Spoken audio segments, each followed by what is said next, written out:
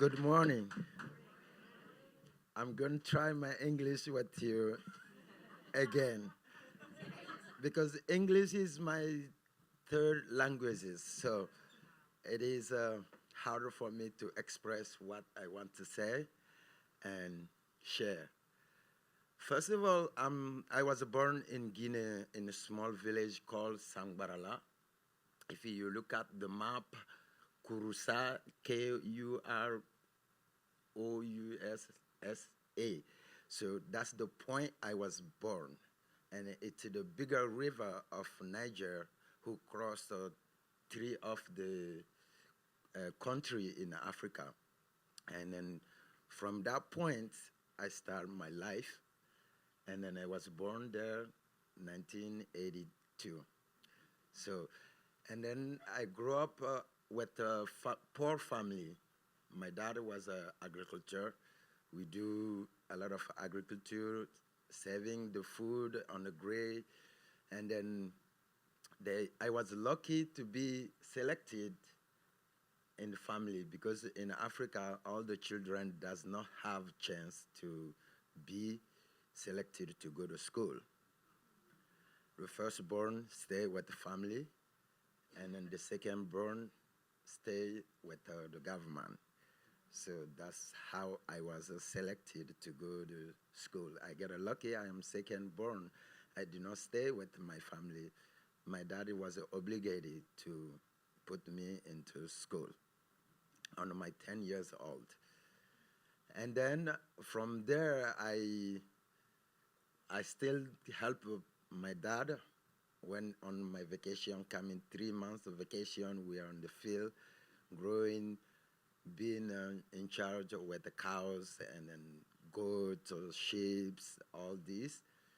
And then at that age, I was a drummer also because with my cousin and all our family is drummer.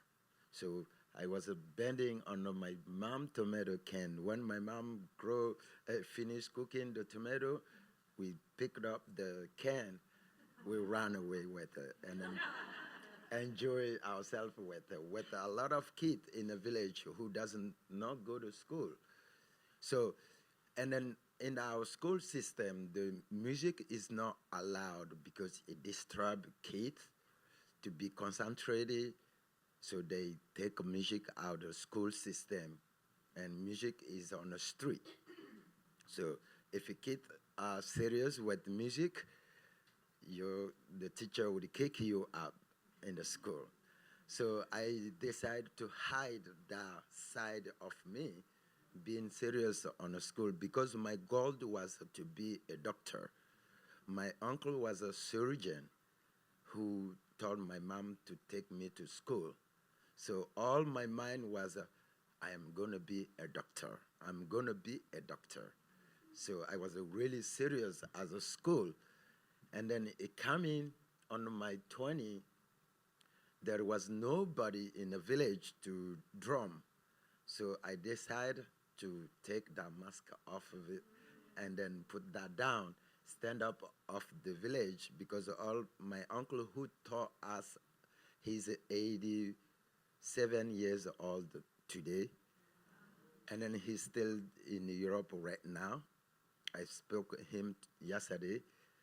And then he give us all this because the first time I saw it hard to say different color. So in a village, our grandma used to tell us a fairy tale. The fairy tale is spirit. So the spirit has a hair who is a least hair. We have a curly hair. And then my uncle traveled around the world 40 years, 20 years, he never come back home. And then he come back with a bunch of students. And then first time we saw the student with him,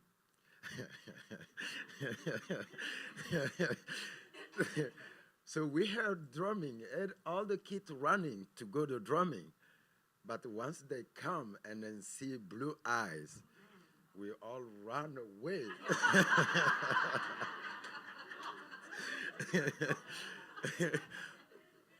First of all, I ran away. I did not trust my mom. I do not trust my dad. I do not trust my grandma. I only trust underneath of my grandma's bed.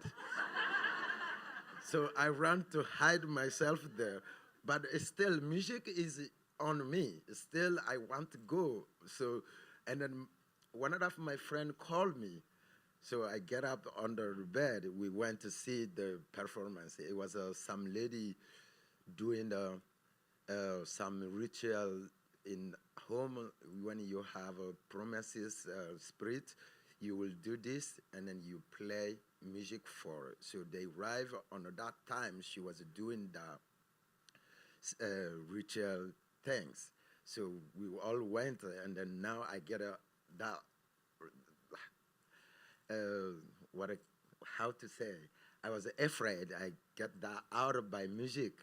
So then I keep doing the music, and then when it was nobody to do music in the village, I stand up to take over leading the village need a drummer. So at the same time, I'm schooling on a different city called Kurusa. So time is going to run to tell my history a lot. And from there, some of my friends give me opportunity to travel in Germany. First time I get in airplane. So that is another comedy because I need a bathroom. And then I went to the airplane toilet. I finished, I don't know how to run, but I see the hand design, and then I flash that, and then the sound of the airplane was a pooh. And then all my heart went boom, boom, boom, boom. So I thought I broke the airplane. I closed the door quickly and then go sit on my seat. I was like, I hope I did not break anything. And then we land in Germany. I see different worlds. I feel I'm like,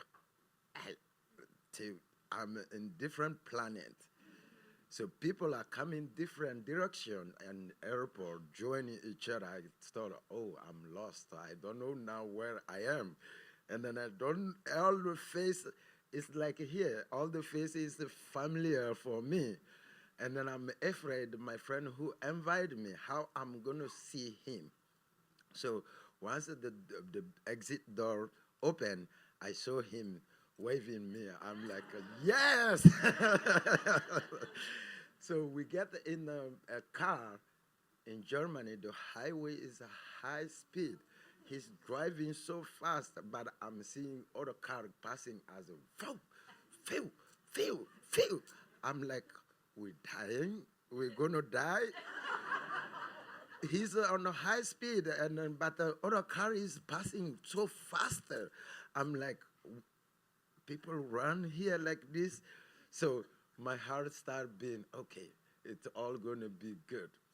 So we end up in Caswell. I start doing the drumming, and then the world opened for me. And then all the food was different. So I want to get African food, but we don't have African food. We have a salad with the tomatoes, and we had sometimes the cooking is so faster for us. Cooking takes time, and then but he come and put the things cha cha cha cha, and then put it together. Cring, cring, cring, it's finished. Come and eat. I'm like, it's a raw food.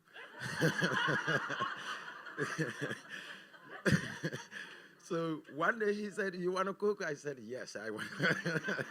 I definitely want to cook.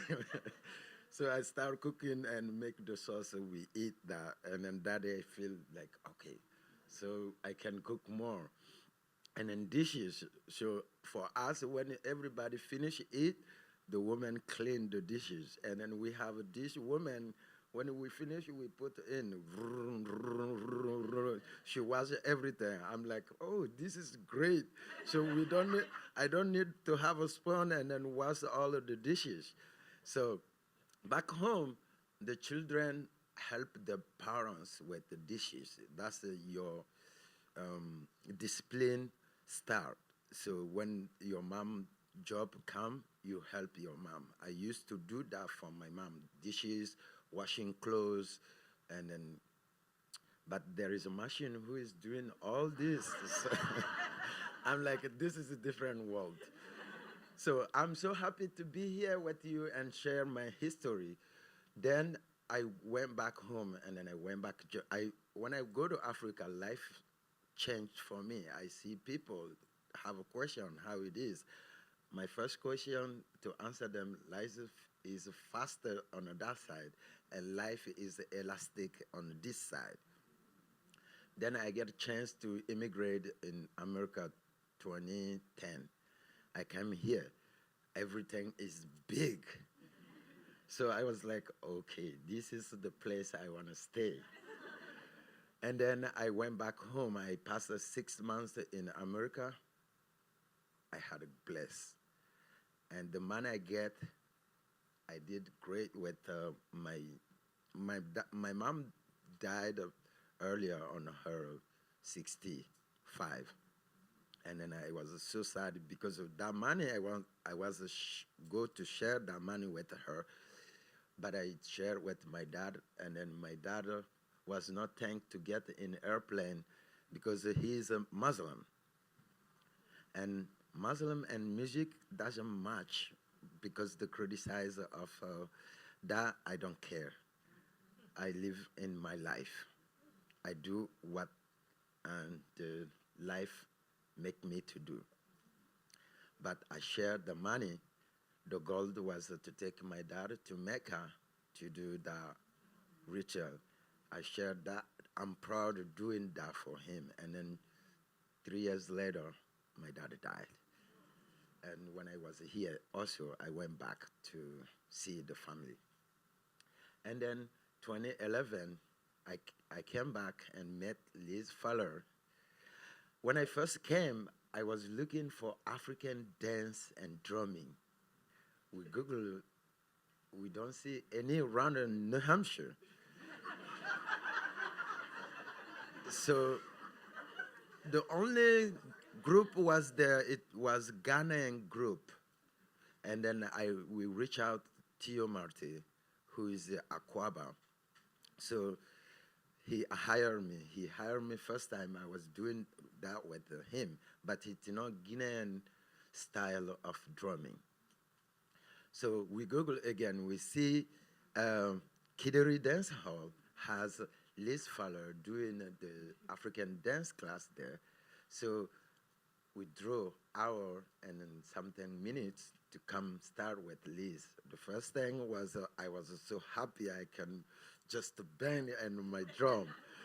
And then since that, we built the community in Kideri. Every Thursday, we came in, and then now we have our community built there for 12 years.